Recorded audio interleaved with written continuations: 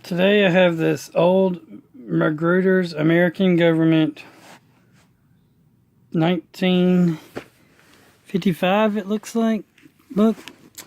And out of this I'm going to read you people the Declaration of Independence, the Constitution and the Bill of Rights. So,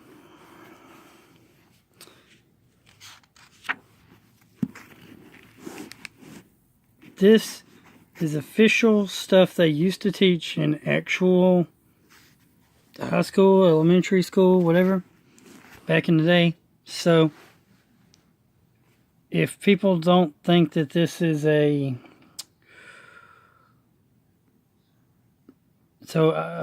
since this was taught in the public, I should have the public right to film it and read it to you. I'm not reading the whole entire book. I'm only going to read certain excrements of the book that are public use. The United States Declaration of Independence, the United States Constitution, and the United States Bill of Rights, and the amendments to those Bills of Rights. Since I don't think apparently most people...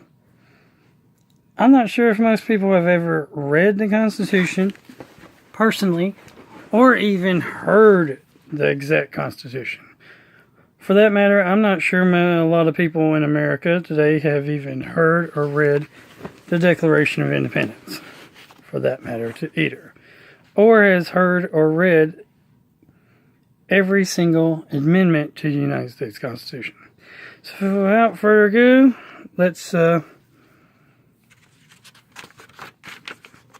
Let's read the fundamentals of American government. Our Declaration of Independence, our Constitution, our Bill of Rights, and the amendments that were added.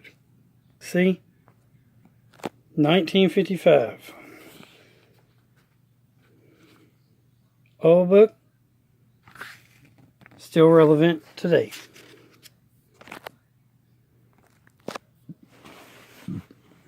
Declaration of Independence. It was in Congress, July 4th, 1776. The unanimous declaration of the 13 states of America. When in the course of human events it becomes necessary for one people to dissolve the political bands which have connected them with another, and to assume among the powers of the earth the separate and equal station to which the laws of nature and of nature's God entitled them, a decent respect to the opinions of mankind requires that they should declare the causes which impel them to the separation. We hold these truths to be self-evident, that all men are created equal, that they are endowed by their Creator with certain inalienable rights, that among these are life, liberty, and the pursuit of happiness, that to secure these rights, governments are instituted among men, deriving from just powers from the consent of the governed, that whatever any form of government becomes destructive of these ends, it is the right of the people to alter or to abolish it, and to institute a new government, laying its foundation on such principles and organizing its powers in such form as to them shall seem most likely to affect their safety and happiness. Prudence, indeed, will dictate that governments long established should not be changed for light and transient causes, and accordingly all experience have shown that mankind are more disposed to suffer while evils are sufferable than to right themselves by abolishing the forms to which they are accustomed. But when a long train of abuse and unscrupulous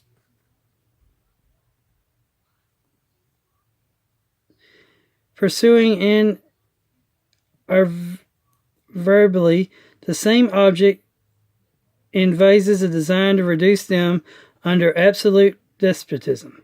It is their right, it is their duty to throw off such governments and to provide new guards for their future security. Such has been the patient sufferance of these colonies, and such is now the necessity which constrains them to alter the former systems of government. The history of the present King of Great Britain is a history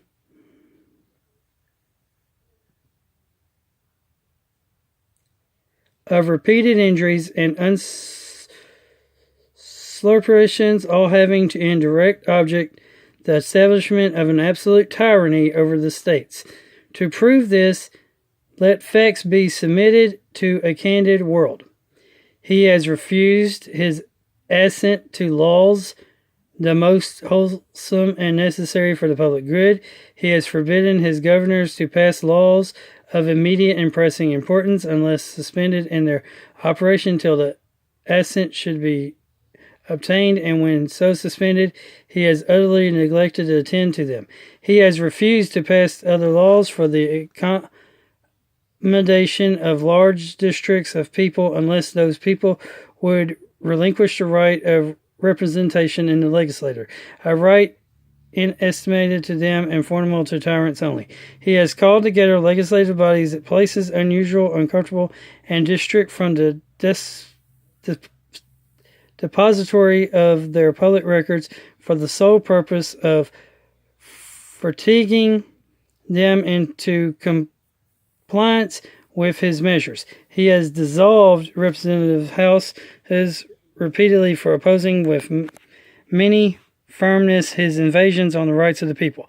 He has refused for a long time after such dissolutions to cause others to be elected, whereby the legislative powers, incapable of annihilation, have returned to the people at large for their exercise.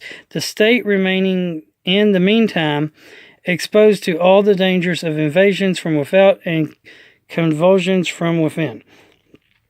He has endeavored to prevent the population of these states, for that purpose obstructing the laws for the naturalization of foreigners, refusing to pass others to encourage their migration hither, and raising the conditions of new apparitions of lands.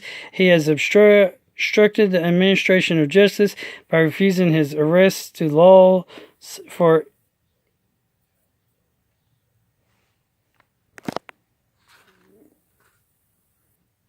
the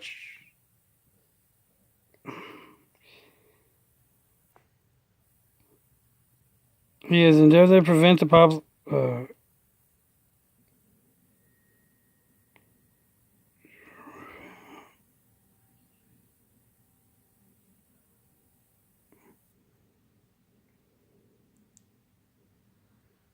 where was it? So people, he has refused a long time after such distance to cause others to be elected. Okay. He has endeavored to prevent the population of these states for that purpose, obstructing the laws for the naturalization of foreigners, refusing to pass others to encourage their migration hither, and raising the conditions of new appropriations of land. He has obstructed the administration of justice by refusing his assents to laws for establishing judiciary powers. He has made judges dependent on his will alone for the tenure of their officers and the amount and payment of their salaries. He has elected a multitude of new offices and sent hither swarms of officers to harass our people and eat out their substance. He has kept among us in times of peace standing armies without the consent of our legislators, and he has affected to render the military independent of and superior to the civil powers.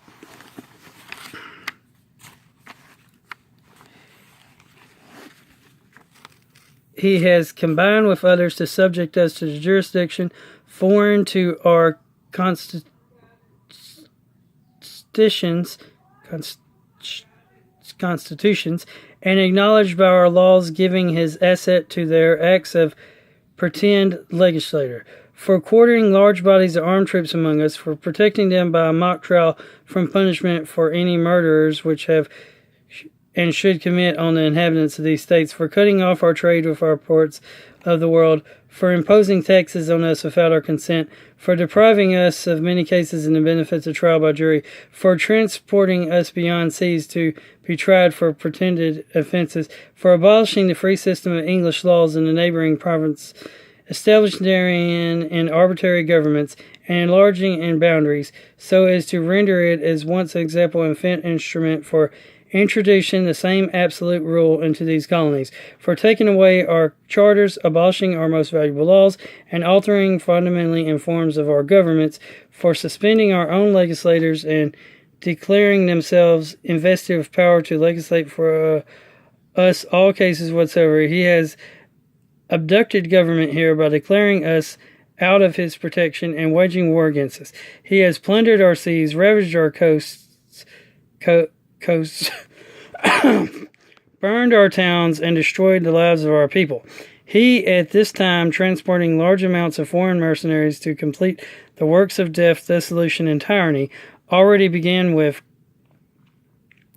circumstances of cruelty and prejudice scarcely paralleled in the most barbarous ages and total unworthy the head of a civilized nation. He has constrained our fellow citizens, taken captive on the high seas, to bear arms against their country, to become the executioners of their friends and brethren, or to fall themselves by their hands. He has excited domestic institutions among us, and has endeavored to bring on the inhabitants of our frontiers the merciless Indian savages, whose known rule of warfare is an distinguished destruction of all ages, sexes, and conditions. In every stage of these oppressions we have petitioned for redress in the most humble terms. Our repeated petitions have been answered only by repeated injury. A prince whose character is thus marked by every act which may defile a tyrant is unfit to be a ruler of a free people. Nor have we been wanting in our intentions to our British brethren.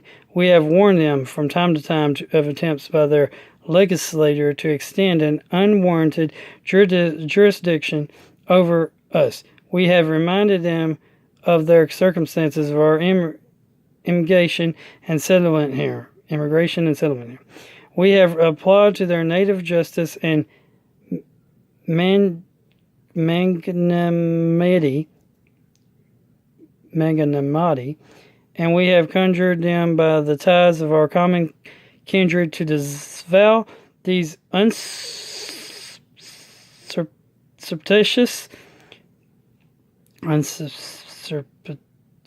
which would inevitably envelop our connections and correspondings today, to have been deaf to the voice of justice and consanguinity. We must therefore acquiesce in the necessity which announces our separation, and hold them as we hold the rest of mankind, enemies in war, in peace, friends.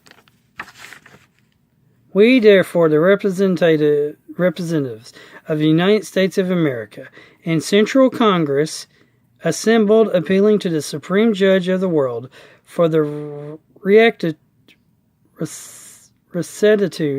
of our intentions, do in the name and by the authority of the good people of these colonies, solemnly publish and declare that these united colonies are, and of right ought to be, free and independent states, that they are absolved from all allegiance to the British Crown, and that all political connection between them and the state of Great Britain is and ought to be totally dissolved, and that as free and independent states they have full power to levy war, conclude peace, contract alliances, establish commerce, and do all other acts of things which independent states may of right do, and for the support of this declaration with a firm reliance of the protection of divine providence, we mutually pledge to each other our lives, our fortunes, and our sacred honor. John Hancock. Also from New Hampshire, there was 3 people from New Hampshire: Joshua Bartlett, William Whipple, Matthew Thornton. 4 people from Massachusetts: Samuel Adams, John Adams, Robert Treat Payne, Eldridge Gary. 2 people from Rhode Island: Stephen Hopkins, William Ellery. 4 people from Connecticut: Roger Sherman, Samuel Huntington, William Williams, Oliver Wilcott. 4 people from New York: William Floyd, Philip Livingston, Francis Lewis, Lewis Morris. 5 people from New Jersey: Richard Stockton, John Witherspoon, Francis Hopkinson, Joan Hart, Abraham Clark. 9 people from Pennsylvania: Robert Morris, Benjamin Rush, Benjamin Franklin, John Morton, George Clamer, James Smith, George Taylor, James Wilson, George Ross. 3 from Delaware: Caesar Rodney, George Reed, Thomas McKean. 4 from Maryland: Samuel Chase, William Pecca, Thomas Stone, Charles Carwell of Carleton. Focus. 1, 2, 3, 4, 5, 6, 7 from Virginia: George White, Richard Henry Lee, Thomas Jefferson, Benjamin Harrison, Thomas Nelson Jr., Francis Lightfoot Lee, Carter Braxton. 3 from North Carolina: William Hopper, Joseph Hughes, John Penn. 4 from South Carolina: Edward Rutledge, Thomas Hayward Jr., Thomas Lynch Jr., Arthur Middleton. And 3 from Georgia: Button, Gwinnett, Layman Hall, and George Walton. Those are the people who signed their death warrant and signed a piece of paper that was an act of treason against the British thing. Here's the American Creed. The American Creed says, I believe in the United States of America as a government of the people, by the people, for the people, whose just powers are derived from the consent of the governed, a democracy and a republic, a sovereign nation of many sovereign states, a perfect union, one and inseparable, established upon those principles of freedom, equality, justice, and humanity for which American patriots sacrifice their lives and fortunes. I therefore believe it is my duty to my country to love it, to support its Constitution, to obey its laws, and to respect its flag, and to defend it against all enemies. William Tyler Page said that. On my next video from American Government Book, I will read the Constitution of the United States of America. If, of course, I have enough time. Remember that God is good all the time that God is good, and that Jesus loves you. Have a great day, everyone. Like, comment, subscribe, and share if you enjoyed this reading of the Declaration of Independence.